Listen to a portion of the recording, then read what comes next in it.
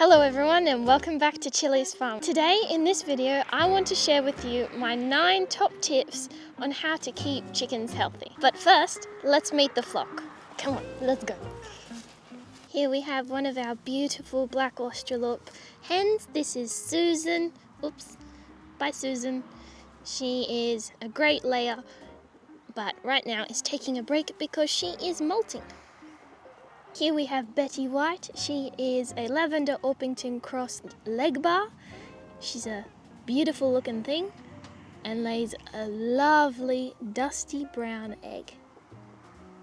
This is Persephone. She is a Rhode Island red hen and lays a massive 60-gram egg almost every day. She's a real Ferrari, that one.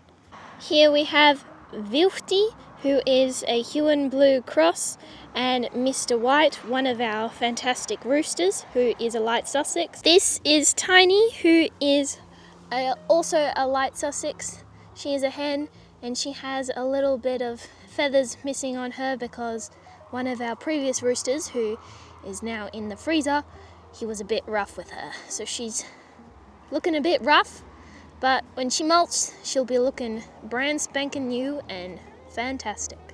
This is Astrid, my favourite hen, who's running away from me. Where are you going, Astrid? I must show you to YouTube. She is a leg bar cross. Not exactly sure what she is, but she lays a lovely speckled egg, around 50 grams. She's a real sweetie pie. Then hiding in here we have Bluey at the back. Bluey, what are you doing? We need to show you. Bluey, you a good boy? You are a stunning boy. Yes. Bluey is our leader of the flock. Fantastic rooster, that one. That is Vanessa. She is also molting, so she's on an egg-laying break.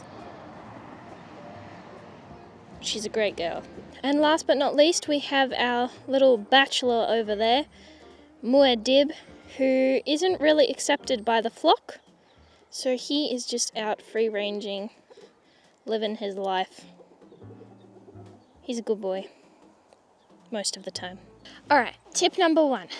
Adding garlic, cayenne, turmeric, and ACV into the chicken feed and fermenting it. By fermenting chicken feed, it enhances its nutritional value and promotes gut health by increasing beneficial bacteria and improving nutrient absorption. Fermenting breaks down all the anti-nutrients, making the nutrients and vitamins more bioavailable, which supports immunity and digestion. Adding turmeric provides anti-inflammatory and antioxidant properties. Cayenne boosts circulation and deters parasites. Apple cider vinegar is full of beneficial probiotics and enzymes, and the garlic provides antimicrobial and immune boosting benefits. Number 2, Epsom salt baths and tallow foot rubs. Epsom salt baths are great, especially for egg-bound chickens. Every now and then, to keep our chickens in good health, we soak their feet in an Epsom salt bath and then rub their feet with tallow. Magnesium in the Epsom salts supports muscle and nerve function,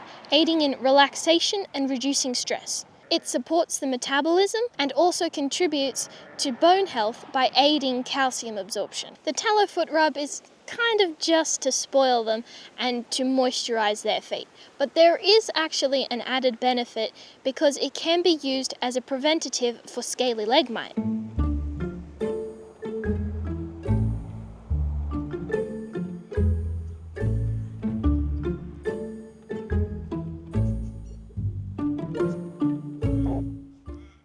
Number 3, rotating the pasture. Muad'Dib, please shush. This is where they were before, can you tell? The borderline. They weren't here, but they were here.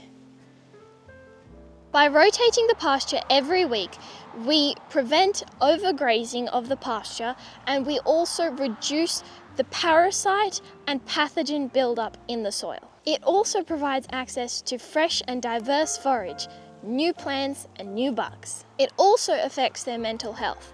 I've noticed with my chickens that when I leave them too long in an area, say 1.5 weeks, I haven't been able to move their pasture, they tend to get bored. And when they get bored, they fly over the fence.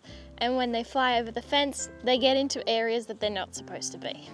Number 4, diatomaceous earth dusted on them as well as sprinkled around their nesting area. Applying food-grade diatomaceous earth under the chicken wings and other feathered areas dehydrates and kills any mites or lice without the need of any harmful chemicals. A healthy chicken will usually have things under control by regularly dust bathing in the dirt. But if you're worried that they might have mites or lice, then just give a light dusting with diatomaceous earth. Number 5, always have shell grit available. My mix of shell grit is shells that I've taken from the beach, some egg shells, and sometimes also a little bit of sand, and sometimes also some oyster shells when we have them. But this is how it looks, and it provides multiple benefits for your chickens. It is a rich source of calcium, which is essential for strong eggshells, and also is great for grit in the gizzard. The gizzard is where the food goes first, where there's tiny little rocks and grit like the eggshells, and it just pulverizes and grinds down the food that they eat before it makes its way into the stomach. So the shell grit really aids in digestion. By leaving a container of shell grit just outside allows the chickens to take matters into their own hands and decide if they need it or not. I have to show you something funny. Look how much shell grit is in that poop there. That's funny. Number 6, worming on the full moon. I learnt this from Paula at Tall Poppy Farm in Victoria. Now many people call this loopy, but I actually do think that there's something to it that worms are more active on the full moon. So what I do on the day of the full moon, I give them wormwood drops, and then the following day I rotate their pasture and give them a new space. Wormwood contains compounds like artemisinin, which helps expel the parasites.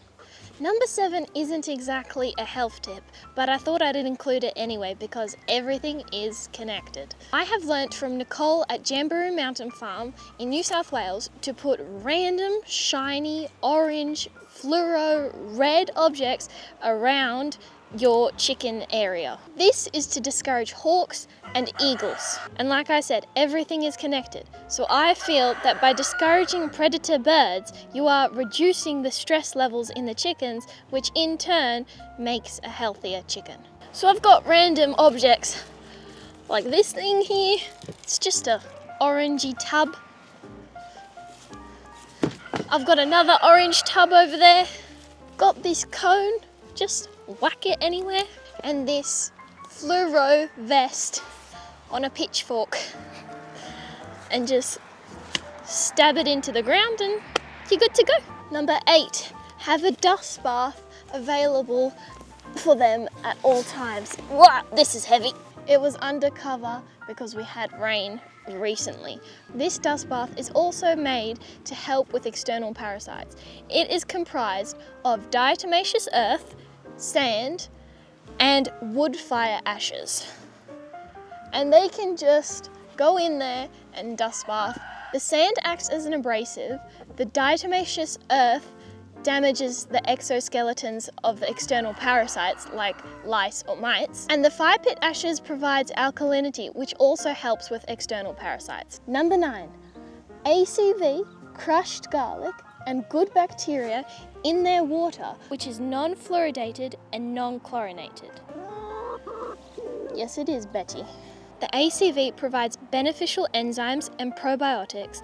The garlic acts as an antimicrobial and immune enhancer and helps combat internal parasites. The good bacteria helps promote a healthy gut microbiome, improving nutrient absorption and resilience against pathogens. By using non-fluoridated and non-chlorinated water, it ensures that the beneficial bacteria survive. And without going on a whole tangent, avoiding fluoride is prudent, as excessive exposure in animals has been linked to oxidative stress and potential hormonal disruptions via the pituitary gland, which regulates thyroid and reproductive functions in chickens. So it's pretty damn important. Anyway guys, so those are my 9 top tips on how to keep healthy chickens.